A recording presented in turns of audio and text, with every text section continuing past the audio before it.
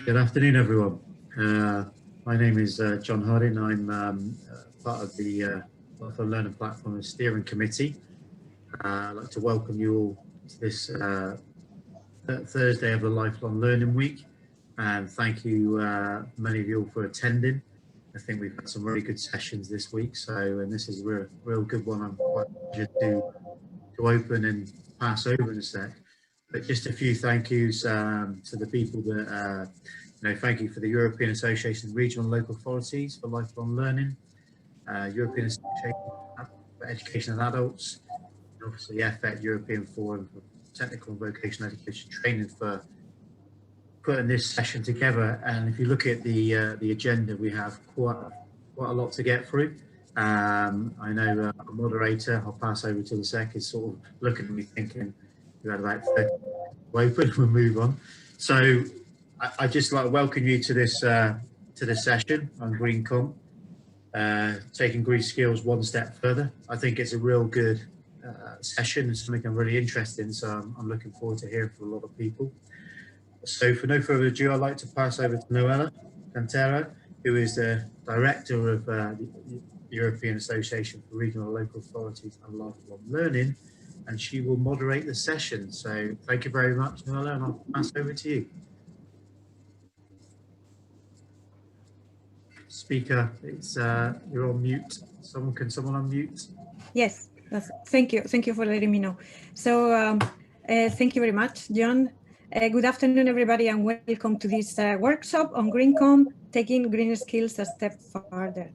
This workshop, as John has been saying, has been jointly organized by the European Forum for Vocational Education and Training, by the European Association of Adults Education, and by the organization that I represent, European Association of Regional and Local Authorities for Lifelong Learning. Some housekeeping rules before we start. As John has already said, as you can see, the agenda is quite packed today. We have very interesting interventions for all of you, but despite that, we would like you to participate. So this message goes to the audience. Please use the chat.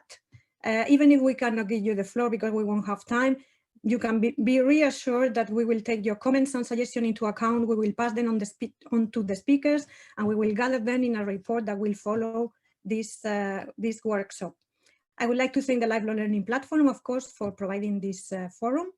And then a brief introduction about the context of this workshop, because maybe some of you are wondering why this title, why taking a step further?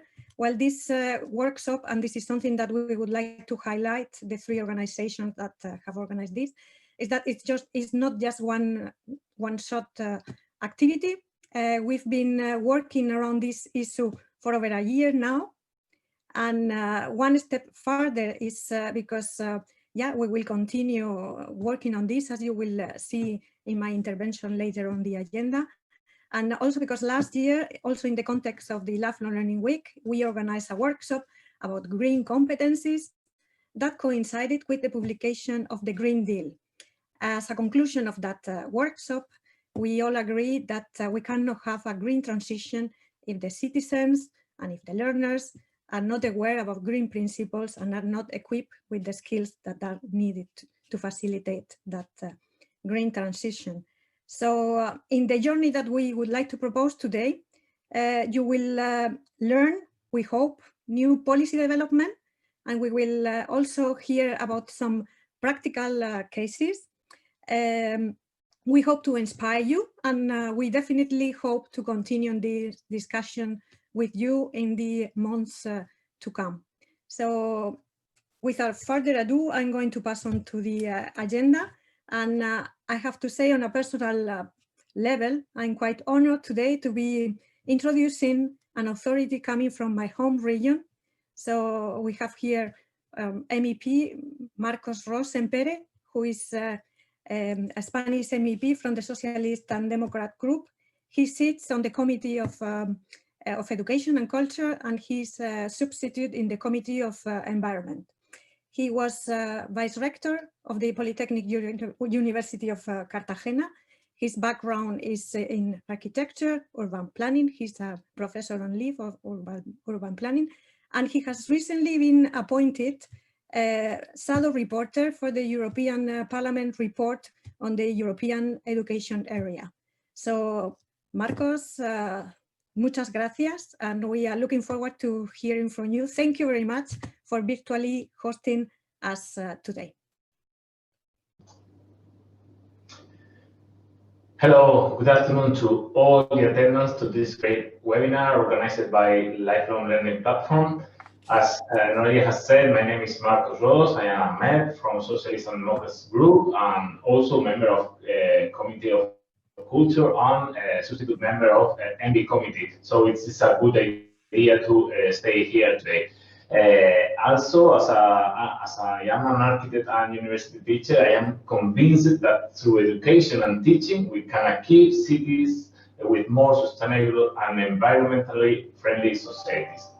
First of all, I would like to thank all the team of Lifelong Learning Platform for this work organizing these events and for inviting me to participate. And also, thanks to my Murcian colleague Noelia for her presentation. Gracias, Noelia, muchas gracias.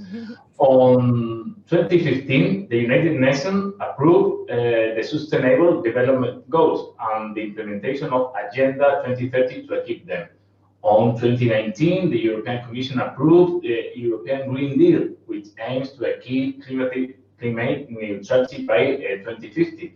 Achieving this goal will require a transformation of European society and economy, which will have to be cost-effective, fair, and socially balanced. From my point of view, public awareness is key to achieving the objectives set by both Agenda 2030 and the Green Deal. Education is the driving force behind the creation of public awareness, civic and ethical values, and in this sense, it must be one of the key elements in achieving the sustainability objectives mentioned above.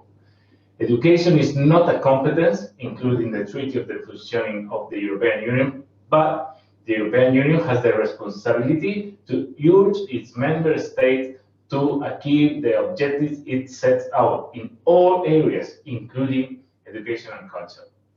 The European Commission's recent communication on achieving the European education area by 2025 includes, in one of its objectives, the green transition. In this section, it explains that the transition to an environmental sustainability, circular and climate neutral economy will have increasing labor and social impacts.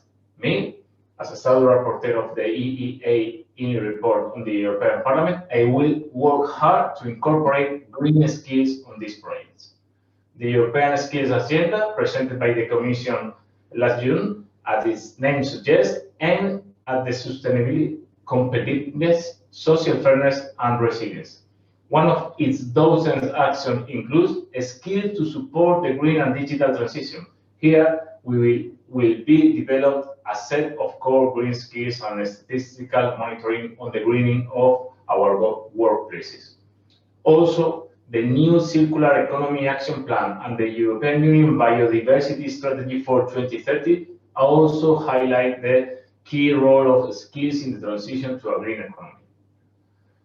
When the Green Deal was approved, the need to involve member states in incorporating the sustainability content developed in the Green Deal and Agenda 2030 into the compulsory nursery, primary, and secondary education curricula becomes clear.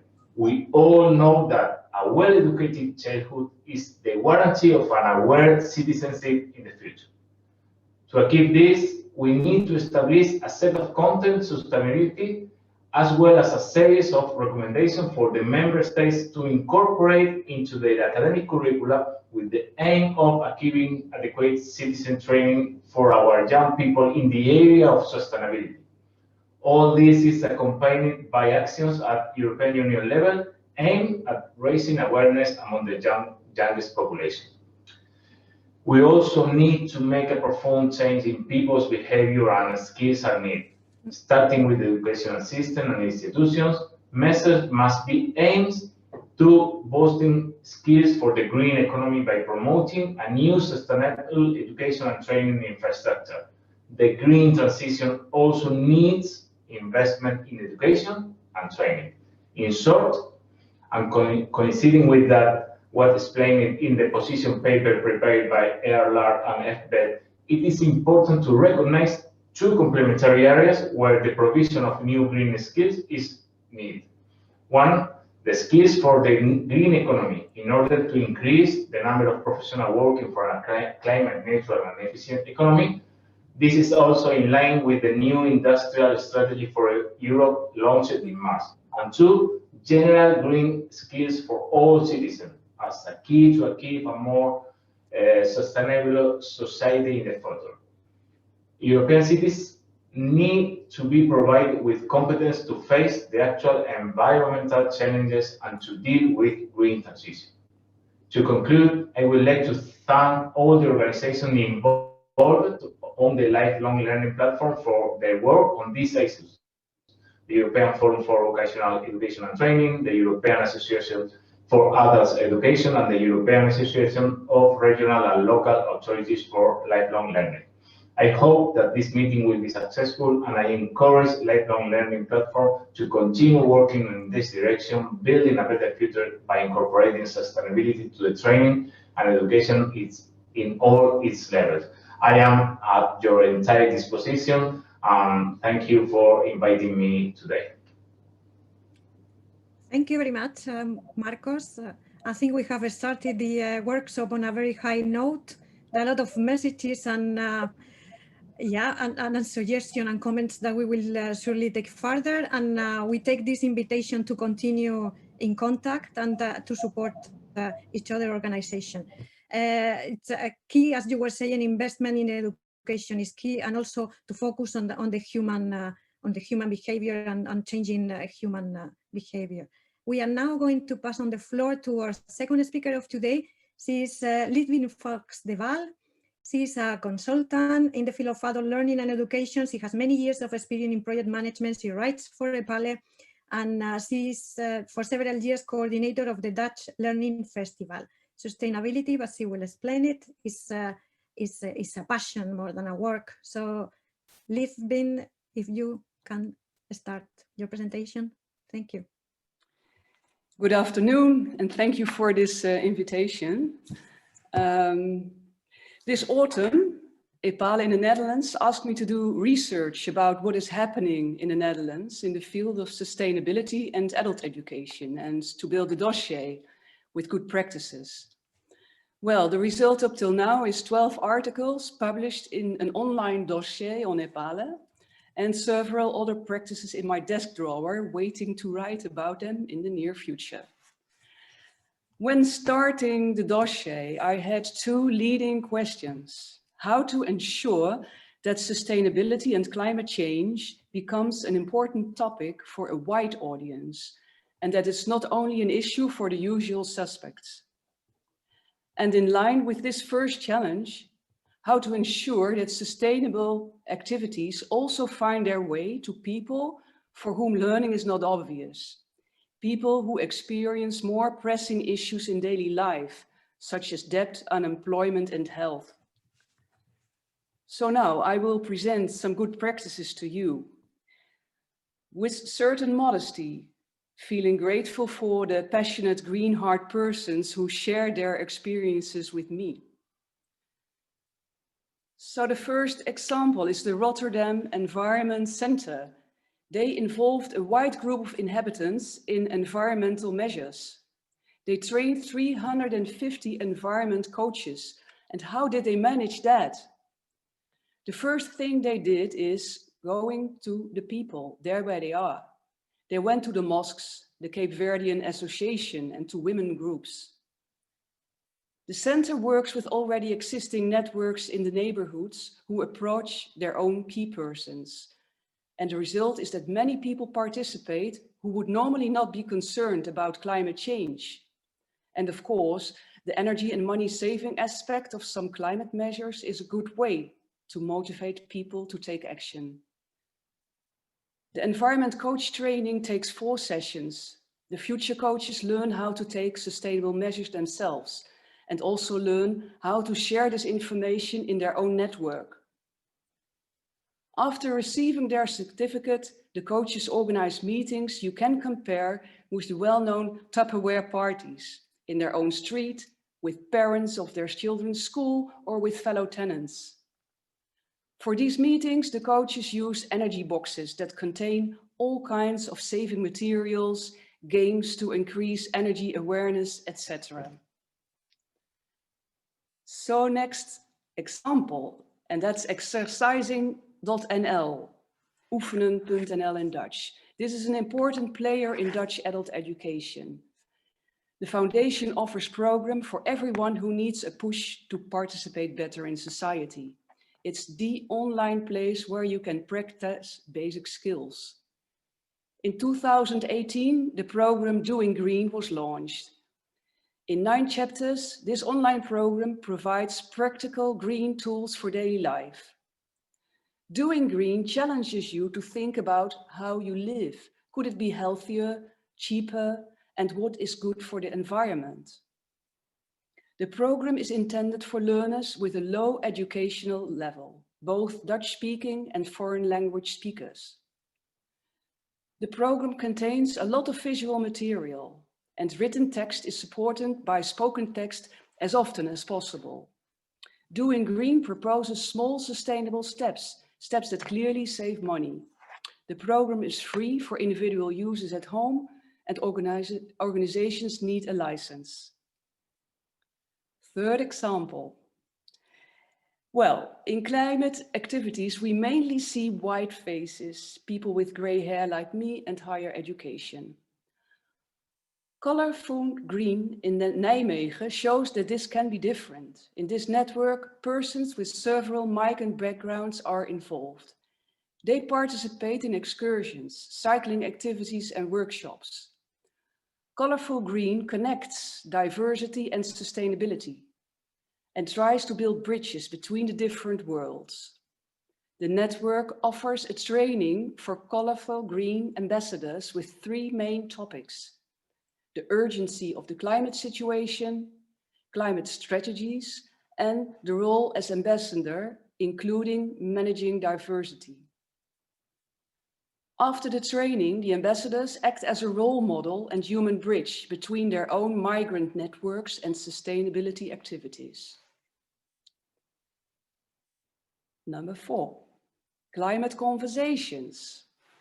Climate Conversations offers low threshold workshops that are useful for anyone who wants to have a good conversation about living, eating, consuming, transport, or holidays. The goal is that climate-friendly choices become the new normal. Climate Conversations is not about doom talks full of prohibitions and commandments. Making climate-friendly choices does not have to be that difficult, as they say. The workshops with max 8 persons put you on the trail of carpooling, more plant-based food, or purchasing solar panels. In 6 meetings, you discover ways to live more climate-friendly and how to involve others in it. And in case you want to do more after these workshops, that's perfectly possible. There is a 3-day training to become a climate coach and thus organize climate conversations in your own network. Last example, citizens' participation. Many municipalities develop local climate policy. The success of this policy depends on the support of the inhabitants. And that's why some municipalities organize climate tables. Every interested citizen can register him or herself and join a climate table. In Renkum, the local government facilitated climate tables, where 80 passionate citizens developed projects about sustainable neighborhoods, sustainable energy, sustainable companies, sustainable consumption, and green and water. And after 4 months, the result was a local climate agreement, which now is the main guideline for the local policy. You might imagine that citizens who participate require a good set of skills they might already have or want to acquire. So let me share some conclusions with you. I strongly feel that a sense of urgency is still missing. To save our future as human beings on Earth, structural climate measures must be taken now. But in spite of the extreme urgency, the climate issue is not yet enough integrated in our education system. Teachers are not enough equipped to treat this topic well, and there is a lack of good learning materials for adults. Acquiring green competences does deserve special modules, yes. But ultimately, it's more effective when climate awareness and green competences is integrated in all parts of the curriculum. People who are interviewed ask me, but what exactly are green skills? So we need to define these green skills well. We need a framework with clear descriptions. Climate management requires a holistic approach, and that holistic approach also applies to green skills. Green skills are not technical tricks like how to separate your waste. They lead to a way of life. As we need to adopt a greener lifestyle and to influence policymakers and companies, it is necessary to link green skills with skills for active citizenship and with skills for circular economy. It is urgent to educate the educators and the designers of teaching materials. They will be able, based on solid knowledge and vision, and in a holistic way, to incorporate climate challenges in their lessons and materials. And finally, we need to educate also the providers, the politicians and policy officials responsible for education, because they must create the necessary conditions to facilitate climate educations. Thank you.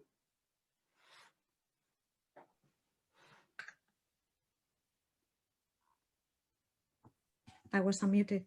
Thank you very much, Lisbeth. And I have to say that your examples and your presentation has created a lot of intervention in the chat. Everyone seems to be very inspired by your presentation and by the examples that you have provided. And so I will insist, and reiterate to the audience that we will make sure that you receive the presentations. We will also link the presentation to website because people would like to hear more about those inspiring examples that you have showcased. So don't worry, you will get access to more detailed information after this workshop. So thank you very much. And now we are going from practice to policy development again.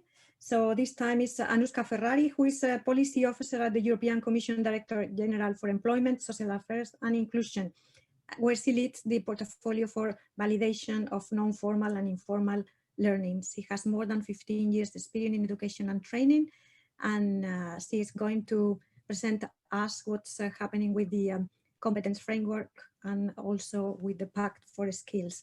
I've heard that she might have some technical issues in the connection, but let's see if she's still there with us. Anushka? Yes. Yeah. Hi, thank you, Noelia. Thanks for this introduction, and thanks for the organizers for having me here. Unfortunately, I was just kicked out of the meeting twice, so I hope I'm be able to stay with you at least for the duration of my presentation, but I would like to also to be able to stay with you afterwards.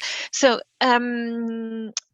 again, thanks for organizing this meeting and for having me participating. So I work in DG Employment, but I have to underline that this work is that we are doing on the competence framework, but also on green skills in more general ways, is a coordination exercise. So we have been hearing from Marcos the several references to policy documents. So we have been hearing about the Green Deal, about the European education area, the skills agenda, the biodiversity communication, the new industrial strategy. And you might wonder as an audience how all of this is combined into different streams of work. Now, I can assure you that there is coordination that is happening at all levels of the Commission, and we think that it is important not only to push forward this Green Deal agenda, but also to do it in a coherent way. So I think that if there is it's a bit of a spoiler, but if there is one takeaway that you may have from my presentation and my points today, is the fact of the need for coherence. So I will not have a PowerPoint. I will just talk through. and I hope this is convenient for you. I think that all the information I'm giving is anyhow available in the different documents that have been cited that I'm going to cite in this few minutes of speech. So you all know that the European Green Deal strategy and the action plan is calling for bold changes. I think that when our President von der Leyen came out with the Green Deal, just 11 days after the new Commission took service, this gave a very strong message. So it was very clear that that was one of the most relevant priority and ambitions of this Commission, and the fact that the objectives were set very high just gave a tone, I think. Now we were asked to, as DG Employment, we were asked to update the skills agenda. And we were supposed to come out with the new skills agenda in March this year. Back then, it was almost ready. Our focus was mainly on green and on digital. But as you might imagine, by the time we were ready to come out, there was the lockdown, and then we thought of postponing the launch of the skills agenda to consider and analyze what the lockdown would mean for employability and also for skills related to employability. I think that the fact that we came out with the skills agenda in July reflects those changes. So the need for recovery that we had as a consequence of this pandemic and the economic crisis that ensued. But at the same time, I think it's important to underline that the skills agenda and the need for recovery do not put a shade on the ambitions of the Green Deal. And I think this is fundamental. So yes, we do need to invest in recovery. We do need to invest in our economy, in economic innovation, in economic transformation, but this doesn't have to be at the expenses of the planet and of considerations about climate change. So I personally think that the skills agenda for Europe is firmly anchored in the Green Deal. And as Marco was mentioning, there is this specific action number 6, that talks about the twin transitions. Now, the language and the narrative that is used in the skills agenda is one that mainly aims at employability, but not only. So what we are proposing in the skills agenda is support for skills development that can allow people to go through this recovery and this twin transition. I think in the employability side, we see two sides of green skills. So one is the skills for the green economy, as they were already mentioned by Marcos, but the other side, always for employability, is the skills that every worker needs to transform their current job. So I'll just make a very simple example here. There are new sectors that are going to be very important for an economy that is focused on sustainability, but there are other jobs, everyday jobs, that will need to take into account climate change, that will need to take into account all behaviors and awareness that is needed to support sustainable societies. So I'm just making you a very simple example. Even the fashion industry and somebody working in the fashion industry will need to develop what we call green skills. Now, Litvian made a great presentation right now, talking about different practices that are very inspiring. And I think I cannot but agree with her reflection on the need for green skills to be integrated in all parts of the curriculum. And that is why I'm talking about being coherent and having coherence. Now, this is the aim of the development of a green competence framework. This was announced in the Green Deal, it is announced in the skills agenda, and is also announced in the biodiversity strategy. So the idea there is to create and develop a framework like we have for digital competence, for instance, that would be a reference for green skills. This framework needs to take into account the needs for green skills in a lifelong learning perspective. This means that the framework will not just be relevant for formal education and training, it will not just be relevant for young students, for children, for teenagers, but it will include the competencies, so the knowledge, skills, attitudes, and I would say behaviors that all citizens need to have for having an environmental awareness and understanding. In the skills agenda, you will see that there is another action that is very related to the framework for the development of green skills. So we say in the skills agenda that the Commission will support the acquisition of skills for the green transition by defining a taxonomy of skills for the green transition. So I don't know if you are familiar with ESCO. ESCO is a taxonomy of skills and occupations, and within this taxonomy we are already developing skills for the green transition. So they cover both the specific sectors of the green economy, but also the skills that are needed for other jobs, so more transversal green skills, let's say, in a way.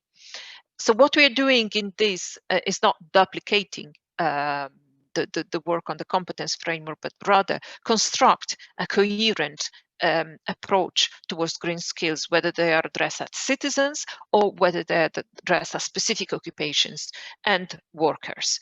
So in this, I hope at least that the creation of this framework that is foreseen in the next few months will be instrumental in supporting other actions that are going to be taken at member state level.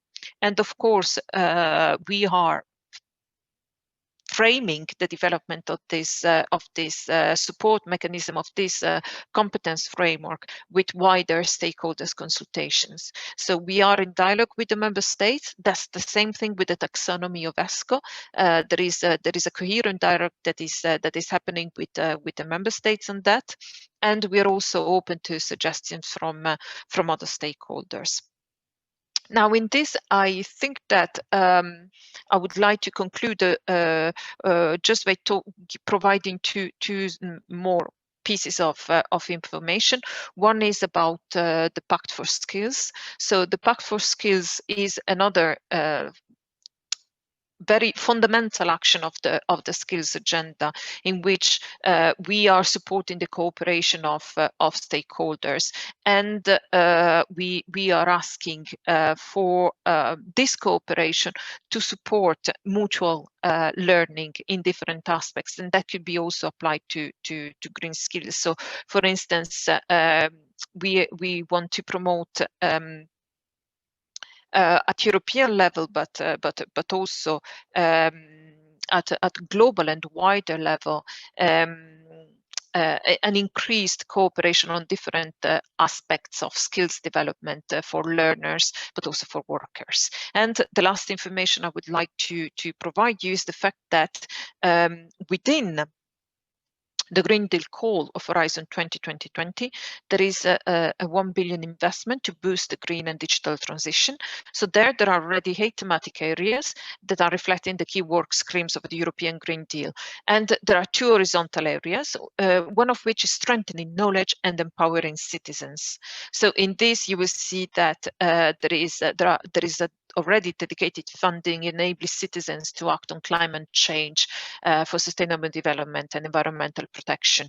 So, and this needs to be done through education, citizen society, observation initiatives, civic engagement. So the policy is there, the funding is there, and I'm sure that the dialogue with the different stakeholders will support a coherent and hopefully useful competence framework. So this is everything from my side, and I will be looking at the chat right now to see if I can address some of your questions. Thank you very much.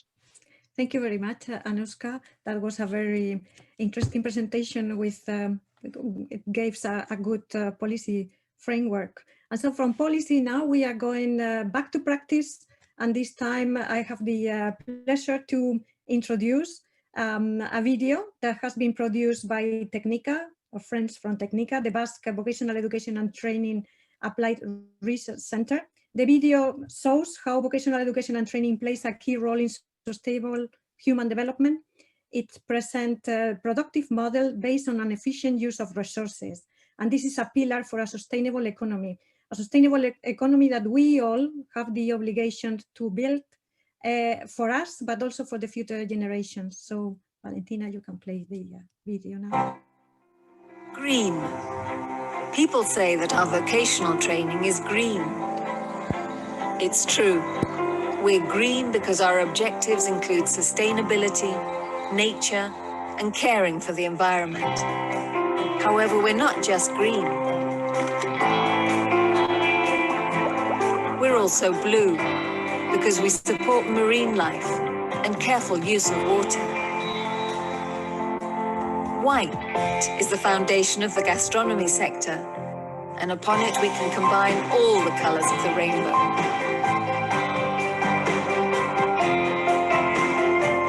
We have assimilated all the colors of wood because our work covers construction through to maintenance and development of ecosystems. When it comes to the strength of the sun and energy, we combine red and yellow. People also say that orange is the color of technology. We incorporate innovation and technology in all of our processes. We could even be pink or purple. Our projects could use the entire color palette. At the heart of this colorful vocational training center are its people.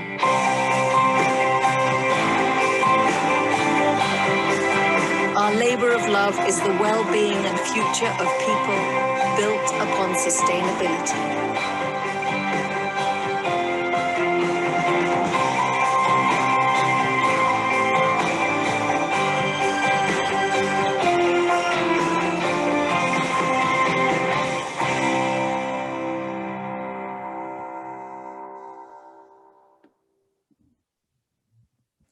Lovely video with great photos from our friends from the Basque country. So now we are going to another European institution, the European Economic and Social Committee, and we have the pleasure to have with us Tatiana Brabauskiene. She is a member of the European Economic and Social Committee. She represents the workers group, and she is also the International Secretary of the Lithuanian Education and Science Trade Unions. So, Tatiana, the floor is yours. Thank you very much. Do you hear me well? Yes, yes. Okay, thank you. Actually, when I was watching this video, I was dreaming that this is the world we are living now. But as all videos, they're a little bit, kind of vision of where we should be, but not really where we are now, because there are so many issues, so many challenges we're facing nowadays. And it's also brought me back to probably kind of 40 years ago, maybe less, a little bit, when I was at school. And we had to imagine how the year 2020 looked like. And I still remember that I put on the first place that there will be people who live in a very green and healthy environment, where the technologies help them to actually to balance their nutrition, to have healthy food, to have not polluted area, etc., etc. So, but again, it's not the reality still in 2020. In my presentation, actually, I want to touch maybe two things. Of course, I will speak about upskilling and reskilling, which is essential.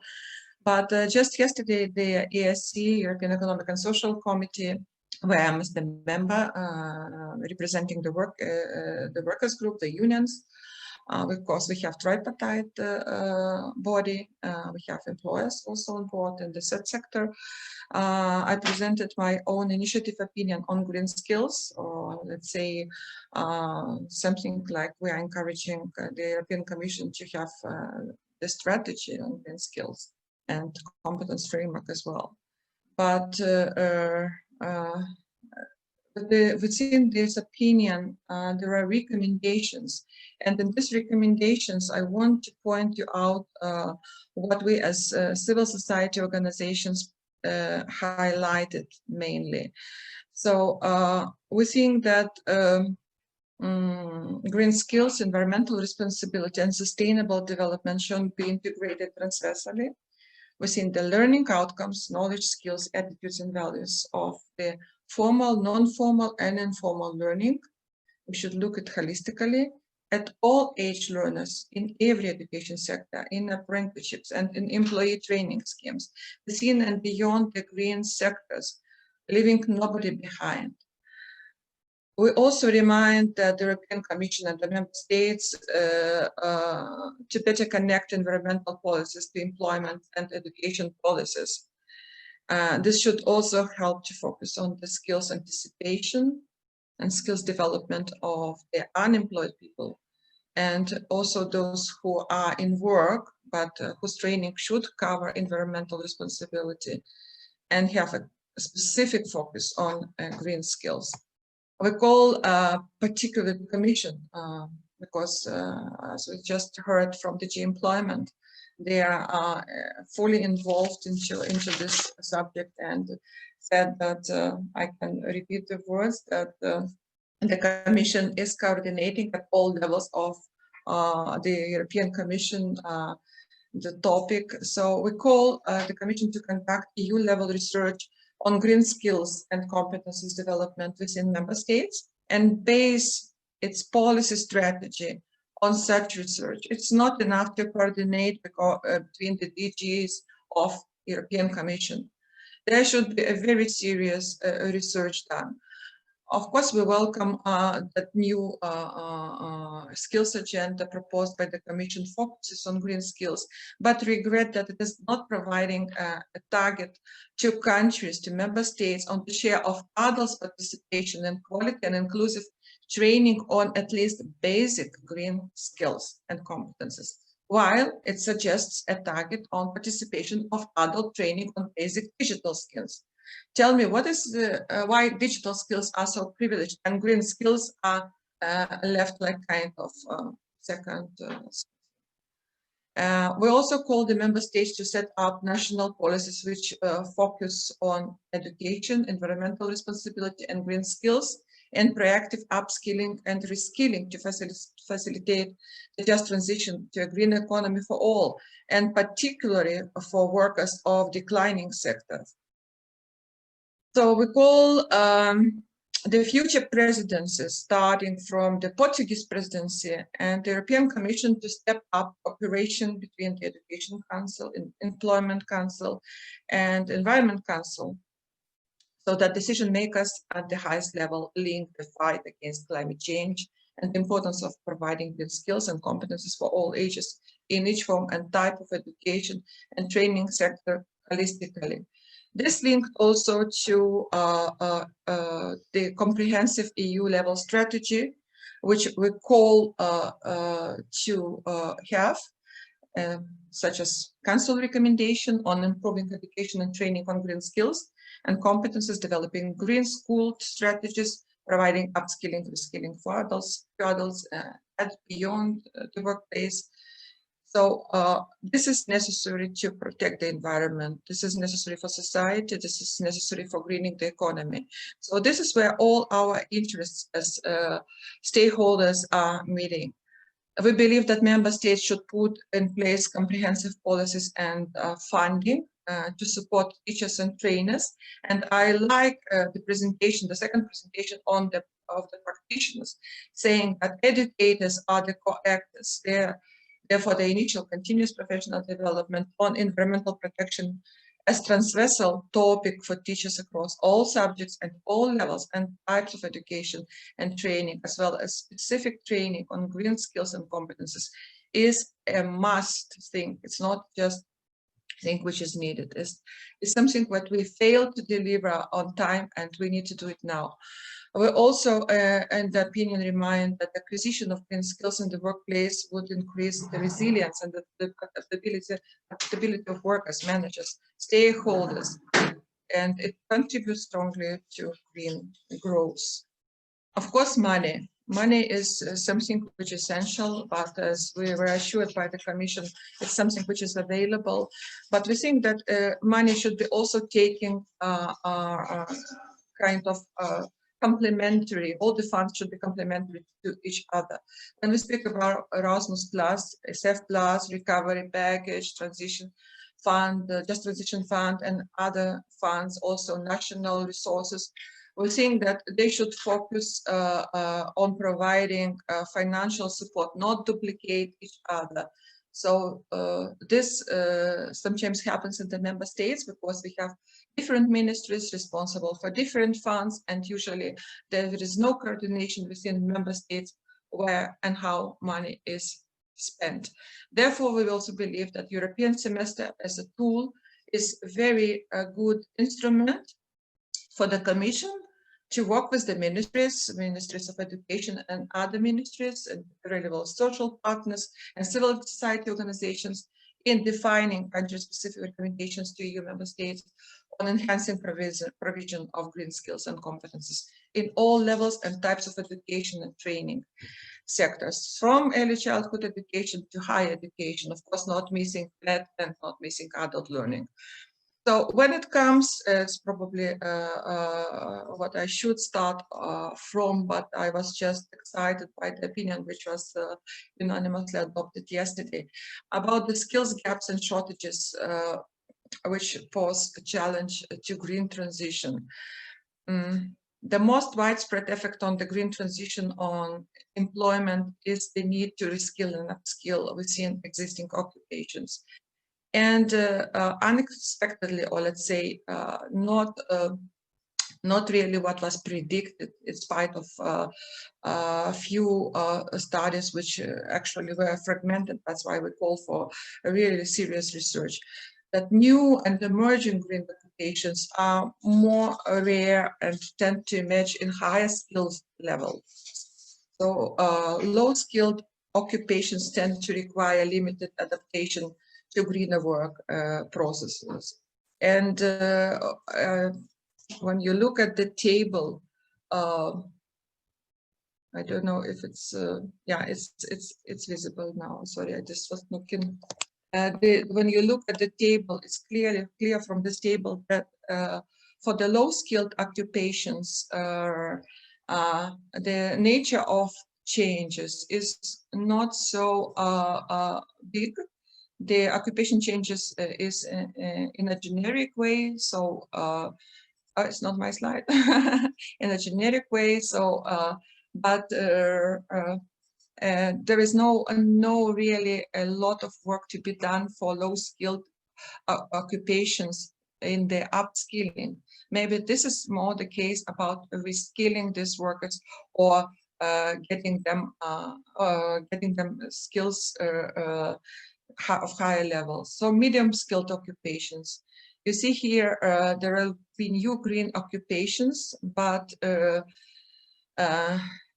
need, the response here is upskilling and reskilling. And for the high-level skilled, for high-skilled occupations, we see that we need here a real response. We need already higher education to be involved.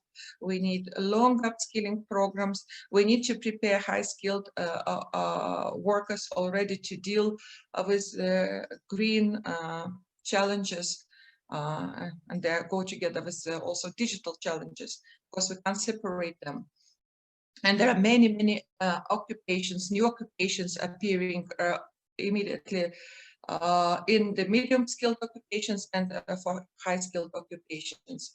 And the list, of course, here is not full. There are much more, and it's difficult to estimate actually to which extent the development or the appearance of this new occupation will take place for medium-skilled occupations or for high-skilled occupations. But definitely we have to concentrate, the policy should be concentrated here. And as someone rightly pointed already, green skills are not just for jobs.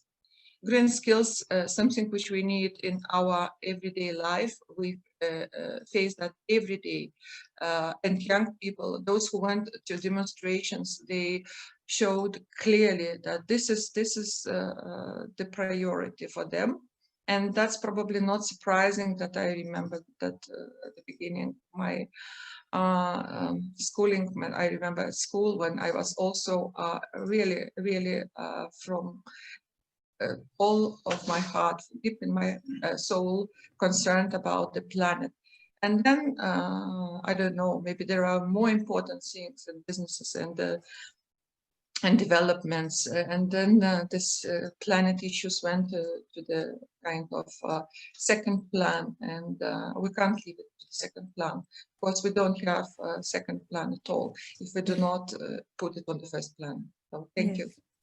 Thank you, Tatiana. You're absolutely right. There is no planet B. It's the planet is the one we have, and we have to take care of it. So thank you for your passion and for all the work that you have put into this opinion towards an EU strategy for enhancing green skills and competencies for all. And now we are moving to a different organization and also a different continent. And we have the pleasure to have with us Murray Bittler. His CV is impressive, so and we are pressed with time, so I won't go through it. He's at the moment working for UNESCO Water Division on Human Capacity Development with the African Union's NEPAD African Water Center of Excellence. So we are super pleased to have you here with us, Murray, and let us travel to Africa. And if you could please be short with your presentation. Thank you.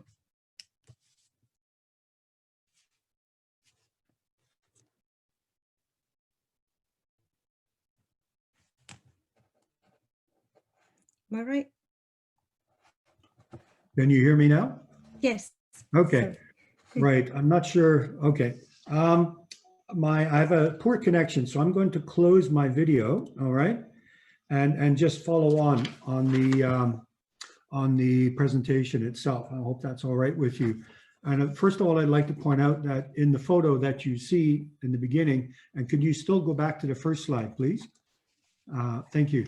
Yeah, that's not my normal office tenure. That's field visit to the electrical power station on the Zambia side of Victoria Falls as part of our work. So that is my office tenure in Africa. All right, I've been introduced. I work with UNESCO Intergovernmental Hydrological Program, and I am based in Brussels on liaison office, but primarily coordinating projects on human capacity development in Africa and focusing specifically on the water sector. There are a few spelling mistakes here because I was a bit rushed on the presentation. We're in the middle of executive board sessions right now, and I'm a rapporteur, so I'm sliding in and out of agendas. But our partners are the African Union Development Agency, AUDA, NEPAD, New Economic Partnership for African Development, which was launched by Thabo Mbeki in the 1990s with the creation of and the entrenchment of the African Union. The networks of centers of excellence on water are universities and higher education institutions, research institutions on the continent in Africa who have been given a mandate due to their capacity, ability, facility, and excellence to implement African Union declarations and mandates on water, climate, environment related issues. They also serve as a platform for regional dialogue and collaboration with policy representatives. And they're working with us on human capacity challenges in the water sector in a number of countries. Next slide, please. The process that we're looking at for addressing the water sector and trying to solve problems in terms of access to services, improved management, et cetera, is based on a sector-wide analysis. So one could say this is not something that's very new, and indeed it's not.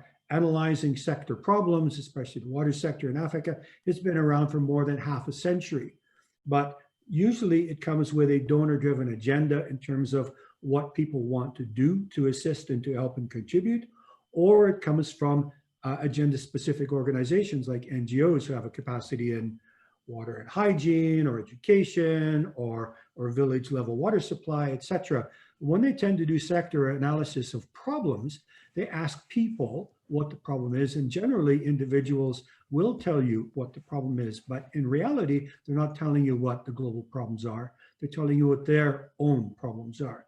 Therefore, we launched a really comprehensive vertical and horizontal sector-wide analysis, and vertical referring from local government up to ministry level, and horizontal engaging with public and private sector, user associations, universities, technical, vocational, and research institutions, as well as end users.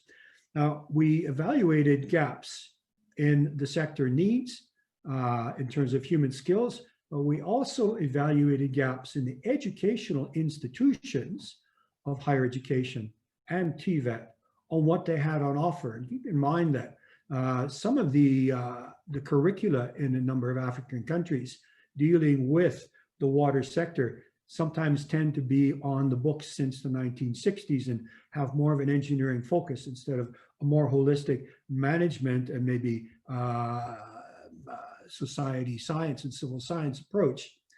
So generally, we aim to bring together policymakers, sector actors, research and education together to identify and agree on what are the top human capacity development priorities on the day at that time.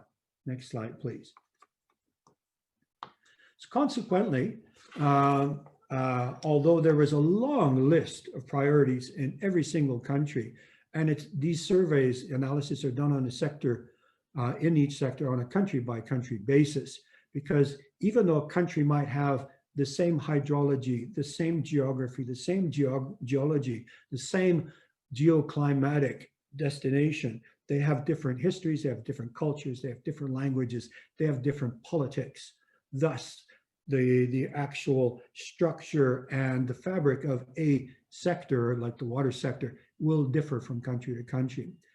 Therefore, with that wide group of vertical and horizontal capture, some key pilot priorities were identified, and trainings were developed for higher education sector professionals, young professionals, and technical vocational education for young technicians were developed. But they also included people working in the sector already, and in some cases, people that were even unemployed.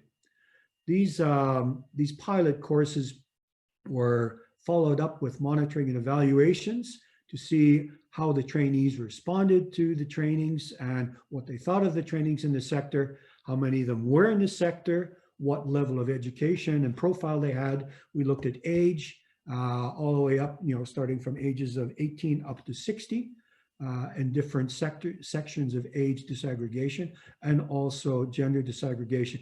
And we looked at the impact, not sort of the global impact, but the actual impact. Try to stop the other one. Sorry? You're not receiving slides? Well, can everybody else hear me? Is that all right? Yes, I thought that was an interference, but okay, yeah, we no can problem. hear you. Okay, so impact was done. Now what we have here is some of the results, and this is coming from some of the information capture, monitoring, and evaluation. I mentioned sector-wide analyses and the priorities identified, and out of a whole range of 80 priorities identified over 13 countries and 3 regions, you can see that there is some variability between the regions. So we have the blue, which is East Africa, West Africa, which is the orange, and the silver, which is Southern Africa, so out of those regions. And we can see, for example, and if you look at the batches of columns, we have water quality, data modeling, groundwater, water supply and infrastructure, IWRM, which is integrated water resources management, sanitation, and management and administration. Now, if we look at trends and outliers there, what we can see is that management is a top priority on the far right only in East Africa. IWRM, integrated water resource management, is not seen as a top priority in West Africa. But water supply, infrastructure, and services is consistently in the center, a high priority in all of the regions. Next slide, please. Right. With the arrival of COVID-19 in March, April, this brought a large number of human capacity development pilot training activities to a stop, and the program had to be redesigned with a digital online modality targeted approach. And these are the steps that we went through between March and up until August. First was the shutdown, and then immediately within 2 or 3 weeks, when it became apparent that this shutdown was going to continue for an undeterminate duration, we engaged in a risk mapping, which was just a quick photograph. At that time, March, April, what were the problems in each of our partner countries? And we looked at everything from mobility to total shutdown, lack of transportation, no communication, blackouts, lack of services. From there, we moved on to an online e-readiness survey where we evaluated all of our partners with them, obviously, their ability to launch any form of their trainings online and what type of assistance they would need in terms of course design, in terms of budget adjustments, different eligible costs, different types of materials, paying fees for access to online platforms, etc. And then clearly, finally, contract amendments and implementation. So next slide, please.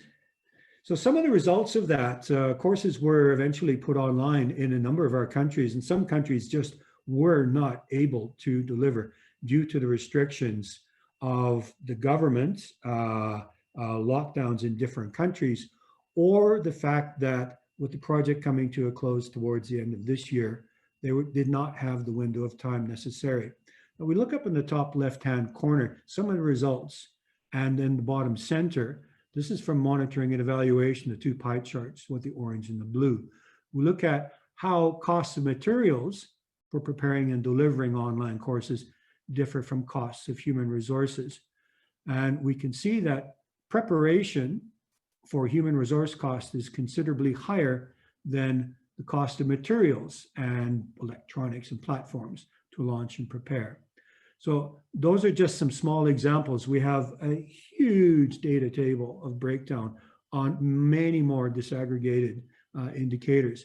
From the impact study, we did a survey which was applied. On the top right hand, one of the questions asked was, could the training lead to employment promotion or improvement in status? And we can see that in globally, more than 50% thought that the trainings that they received online even, or in blended face-to-face online, would lead to employment promotion or improvement of status.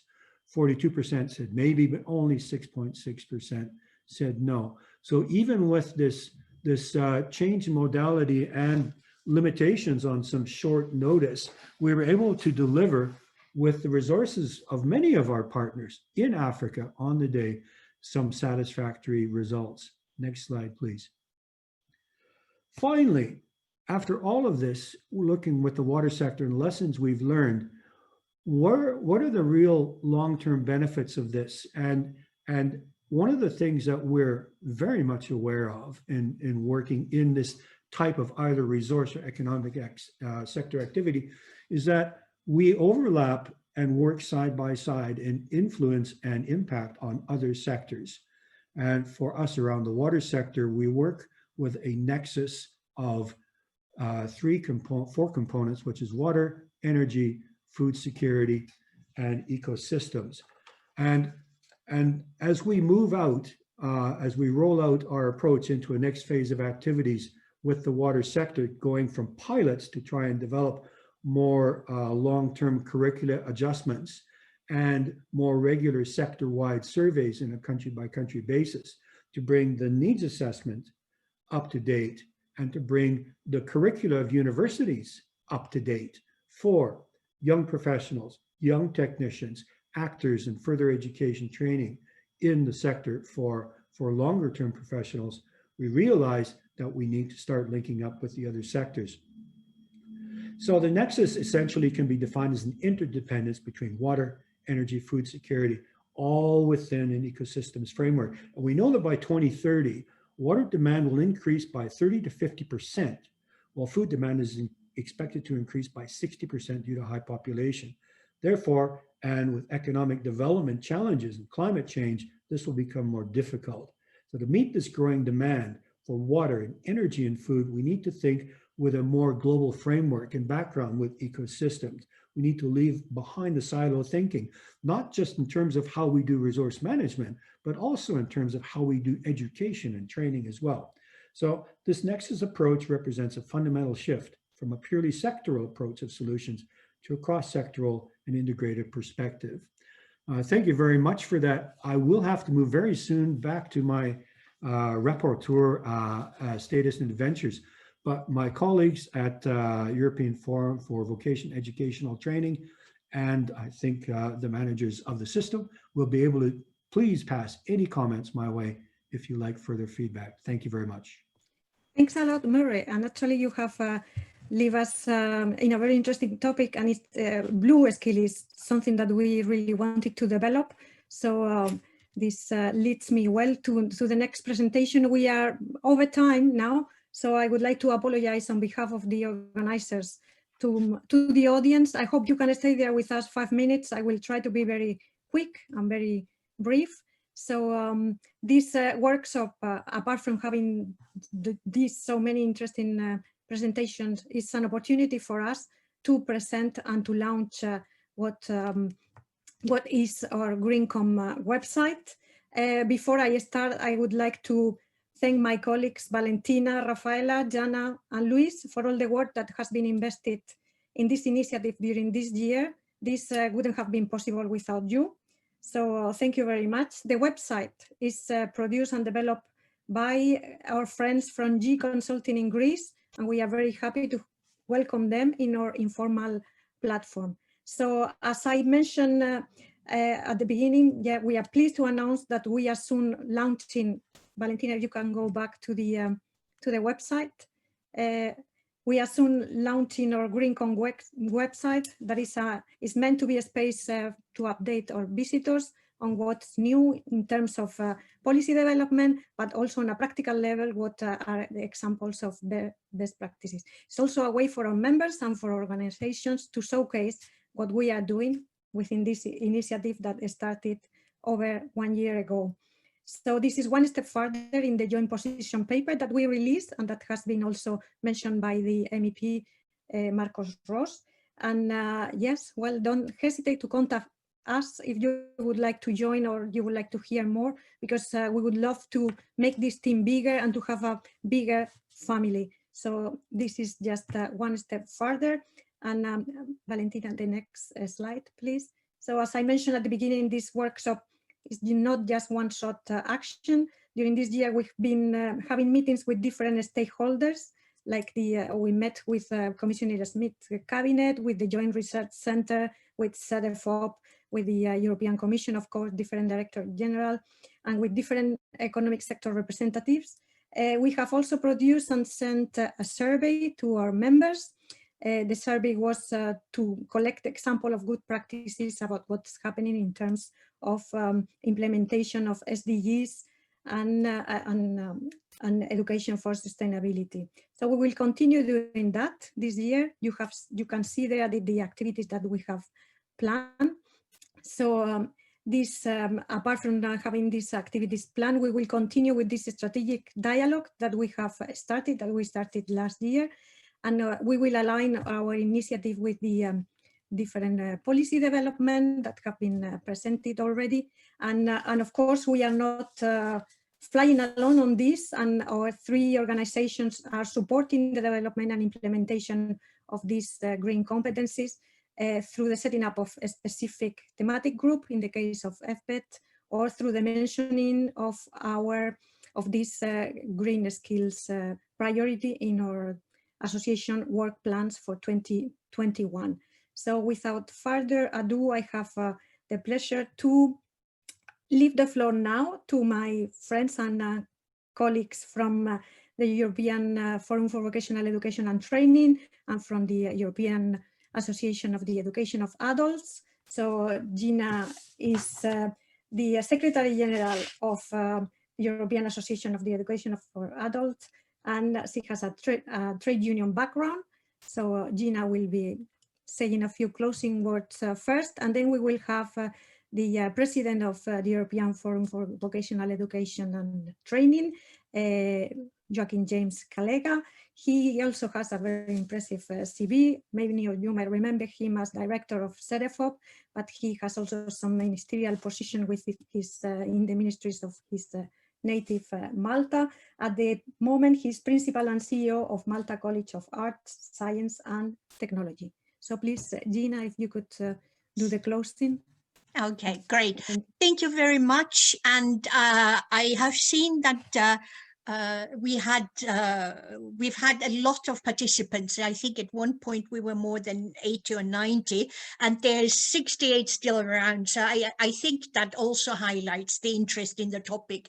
So that of course is very, very encouraging. And as Noelia has said, we'd be very happy if other organizations also join us. We are very happy to be part of that group, and I think it also demonstrates, similar to Lifelong Learning Platform, from on which our cooperation is based, that working across sectors is really, really a key issue. I just want to highlight 3 items before I hand over to James, and that is the sense of urgency that was mentioned. I think we all share that, and therefore we need to be active now. The second point, and I'm very happy that Anushka from the European Commission told us about Horizon 2020. I think one of our tasks is to work with research organizations, because there is currently a lot of research going on for sustainability, for climate transition, green transitions and so on. I recently saw something about solar panels that have become, that are very thin and mobile, that can be basically placed almost everywhere. So, I mean, there is a lot going on, and we need to be there also to be translators, and then also provide learning about all these technologies and how we can use them. And the third issue I want to mention is the challenge of mainstreaming and upscaling all the good practice examples that we already have. We've heard quite a lot of them, but very often they're still in the stage of a project or a small initiative. What we need is really to roll them out. So this will be these will be some of the issues we'll be working on. Again, thank you to everyone who's made that meeting possible, and I'm handing over to James. Thank you very much. Thank you very much, Gina. A warm thank you to all the organizers of this very interesting seminar. I think it's one of those seminars where you get so many different perspectives that at the end of the day, you will have to say to yourself, what am I taking from all this, and how can I implement even a fraction of what has been said during today's seminar? Gina highlighted the fact that there is an urgency, which I fully agree with her. But from a training provider's point of view, because as many of you know, EVET is an organization for training providers with 230 members from 34 countries, I think what really struck me today is that we need to educate educators. And I think this is a key point that we should be taking with us home today. An Indian proverb goes that when you educate a child, you educate a whole village. So education is not simply passing on messages in a formal way.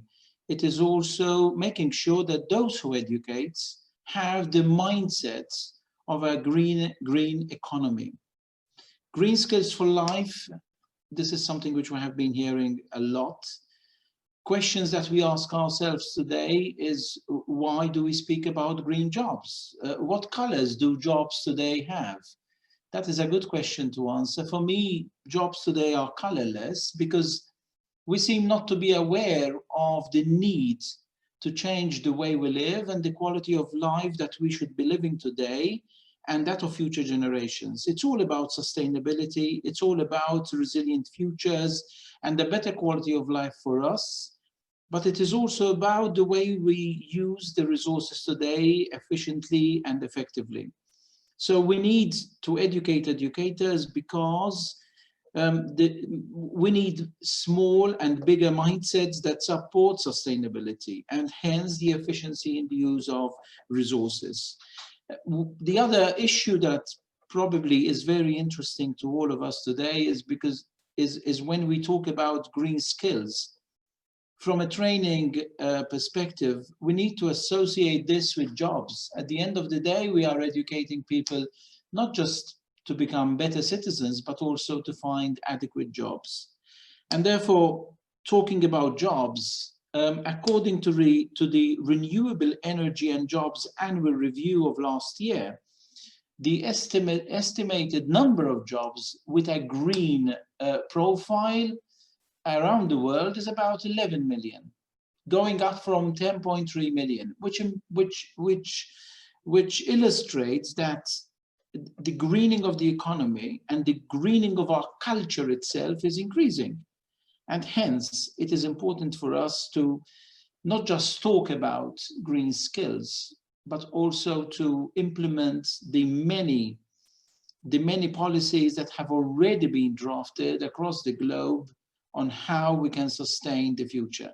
The Osnabrück Declaration also talks about green economies, not just digital economies. So there's a chapter there which also gives us the opportunity for educators to implement this mindset that we need to change. And seminars such as this only help to make us more aware of the emergency and the urgency to push this agenda forward, to assess what is happening today, to formulate those policies that will work, especially in schools and in education institutions, to have a clear roadmap where we wish to go, to make sure that the stakeholders are on board with us, and finally, and the most important, to walk the talking.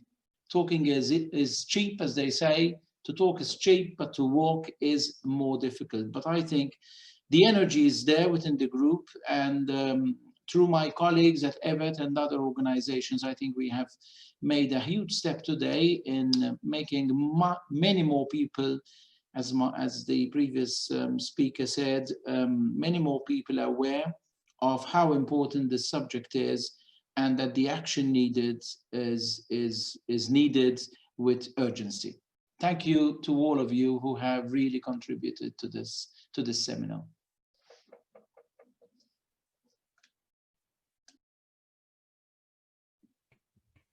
Thank you. And just to continue with this, just to finalize with this, the importance of the subject, a very visual thing is that last year when we organized the workshop, we were like in a small room in the European Parliament. It looked like a clandestine meeting. We were really 10 or 12 people, while now we have nearly reached 100 participants. So it means that we are on the right track and that we have to, yeah, we are gaining adept to this. So thank you very much for being there. As it has been said, we will send you a report. We will send you the PowerPoint presentation. We will send you information about our website coming soon. Follow us on Twitter, then you will exactly know when this is released. And I'm going to pass on the floor to John Harding, who is going to officially close this session. Thank you very much for being there with us, even though we are already over time. Thank you. I won't spend too much time. Just thanks from the Lifelong Learning platform for everyone that's attending, and thanks to all the three associations: the European Association, Regional and Local Authorities for Lifelong Learning, European Association for Educational Adults, and FET. Just, really, really great session. We could have gone a lot longer, but just really thanks to all the speakers and all the effort that goes into that. And just as James said, I think, we need to walk the walk, not talk the talk, as we say. And hopefully that, the investment's needed and the training is needed. So thank you from Lifelong Learning platform. Thank you for all the speakers. Have a great rest of the day, and hopefully you join some sessions tomorrow or later on. But thanks very much, everyone. Now officially close the session. Thank you. Very much, and maybe we take the family pictures for the next year to show how it was. Okay. Please, could you turn your camera, and then we could take pictures together with our colleagues. Go on, everyone. I give you 2 minutes. 2 minutes. Yes. 2 minutes, yes. Because we are running, yes. Andrea, mi potresti dare una mano? Facciamo tutti insieme. Smiling with the hands, would do what you want. You could even finish. We're done. Thank you so much. Sorry, it's noisy. And the others, Victoria, Maria Joao, where is Maria Joao? Can see. Yes. Taking multiple screenshots. Okay. Thank you so much. Thank you, everyone. Thank you. Thank you. Bye. Bye. Bye. Bye. Thank you. Thank you. Bye-bye. Thank you. Thank you, Valentina. Thank you, John. Thank you, James. Thank you. Thank you. Bye. Everyone. Thank you. Bye. Bye. Ciao. Valentina, I call you. Sì, va bene.